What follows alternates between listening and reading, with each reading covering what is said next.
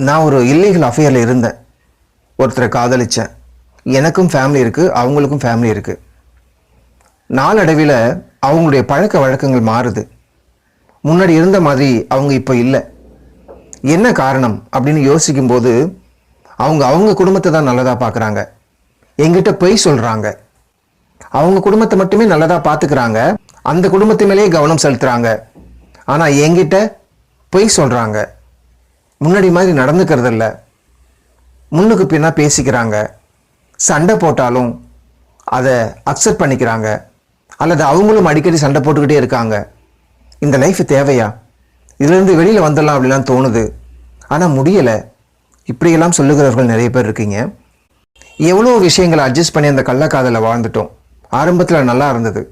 அதுக்கப்புறம் அவங்க இப்போ எங்கிட்ட பொய் சொல்கிறாங்க. அவங்க குடும்பத்தை மட்டுமே பார்க்குறாங்க. ஆனால் ஆரம்பத்தில் என்ன மட்டுமே பார்த்தாங்க.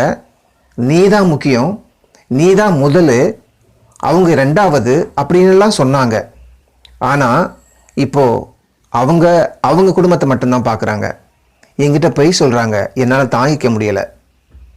இந்த கேள்வி கள்ள காதலில் இருக்கிற நிறைய பேருக்கு இருக்குது.